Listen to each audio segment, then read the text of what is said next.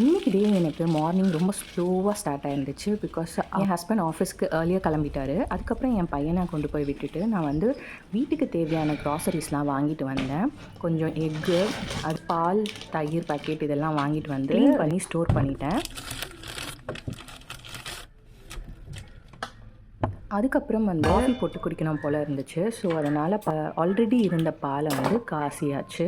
இன்றைக்கி morning breakfast நான் வந்து இட்லி அண்டு தக்காளி சட்னி தான் பண்ணியிருந்தேன். ஸோ அமைதியாக உட்காந்து பீஸ்ஃபுல்லாக நான் வந்து என்னுடைய பிரேக்ஃபாஸ்ட்டை சாப்பிட்டேன். சாப்பிட்டு முடித்ததும் டின்னருக்கு அதே இட்லி அண்ட் தக்காளி சட்னி தான் பேக் பண்ணிக்கிட்டேன். அதுக்கப்புறம் குளிச்சுட்டும் வந்தாச்சு.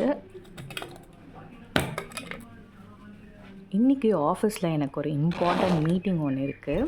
ஸோ எனக்காக எல்லோரும் ப்ளஸ் பண்ணிக்கோங்க.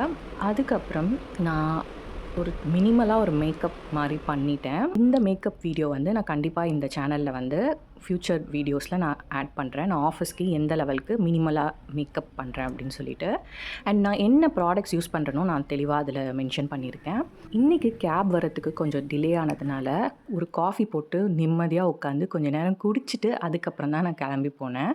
அம்மா தான் இந்த சல்வார் மெட்டீரியல் ஸ்டிச் பண்ணி கொடுத்துருந்தாங்க. ரொம்பவே கம்ஃபர்டபுளாக இருக்கும். அண்டு ஃபுல் பிளாக்கில் போயிருந்தேன் ஆஃபீஸ்க்கு. அவ்வளோதான் ஃப்ரெண்ட்ஸ். இந்த மாதிரி தான் என்னுடைய மார்னிங் ரொட்டீன், அதாவது work from office morning routine இப்படி தான் இருக்கும். ஸோ இந்த விலாக் உங்களுக்கு கண்டிப்பாக பிடிச்சிருக்கும்னு நினைக்கிறேன். இதே மாதிரி மினி விலாக்ஸ் வந்து நம்ம சேனலில் போடுறதுக்கு எனக்கு நீங்கள் உங்களோட சப்போர்ட்டை லைக் மூலயமா காட்டுங்க. ஸோ நெக்ஸ்ட் வீடியோவில் ஒரு யூஸ்ஃபுல் கண்டென்ட்டோட வந்து உங்களை மீட் பண்ணுறேன். அன்டில் தென் டேக் கேர், பாய்.